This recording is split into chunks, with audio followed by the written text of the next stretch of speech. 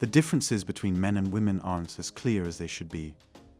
And this should help some of you level up some of you women who watch my videos as a fly on the wall. Before I get started into these 4 things, because some of them are going to be a little shocking, maybe surprising for some of you. These are not here to reaffirm some negative quitter belief, like see rich tea accepting and moving on with your life.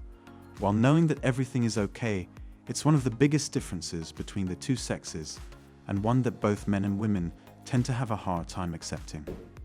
When it comes to women, we're more concerned with their past, whereas with men, women are more concerned with our futures.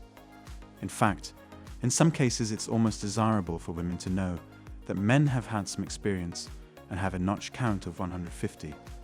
This gives them a sense of security in the relationship. If you're capable of making it rain, do you know how to make bank? Or are you the type of person who quits, sulks, complains, and whines when things go wrong? I don't care how much feminist indoctrination narrative we all take in society that tries to level the playing field and make it a blank slate equal sort of egalitarian layout. Men, on the other hand, are concerned about a woman's past, and as you should be, most of you guys out there. Women are more concerned about men's futures. But men should be more interested in a woman's history when they're evaluating her for the possibility of an intimate relationship with her. For some of the female readers out there, point number 2 will come as a shock. And while some of you may already know what I'm getting at, there are some of you who don't.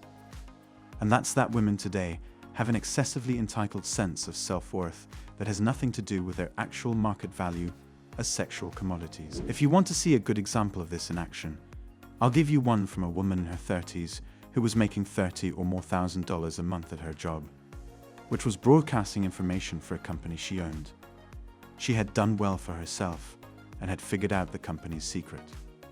Generally speaking, women peak around the age of 23 or so, but men have the opportunity to peak much later in their lives, perhaps even into their late 30s or so, depending on how well they take care of themselves. Since women are known to be hypergamous, it's no surprise that they constantly strive to outdo themselves when it comes to dating and marriage. However, because of this, they tend to only date and marry men higher up on the social ladder. However, if a man is alpha enough, they will happily spend the night with him. However, because of this, they tend to only date and marry men higher up on the social ladder. When women hit a brick wall and realize, wow, that was an eye-opener, they usually realize, I need to lower my expectations. I need to have a more realistic standard of my worth out there. Because no matter how much money women make, they don't share it with men. They have a hard time accepting that. Men are stupid, as demonstrated by their willingness to share their fortune with women. Women don't share their pot of gold with men on a long-term basis because they have the expectation that they connect with someone who is better off. And of course, ticks off all these boxes is so alpha. Women may not want to accept it at first, but it's a fact.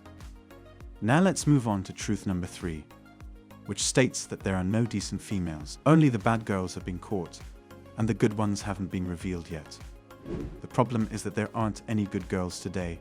Unless you live in an Amish community and marry one of the local Amish girls, there aren't any good girls today. Unless you marry up one of the local Amish girls, there aren't any good girls today. Unless you live in an Amish community and marry one of the local Amish girls, many men will approach the sexual marketplace with the mindset of I just want to find that one, or I just want to find a good one. But this is a terribly flawed strategy. Instead, men should consider how the sexual marketplace has evolved in the modern era in light of the numerous waves of feminism that have swept the globe. Lastly, and this may be a hard pill for some men to swallow, you're probably not the alpha widow's first choice.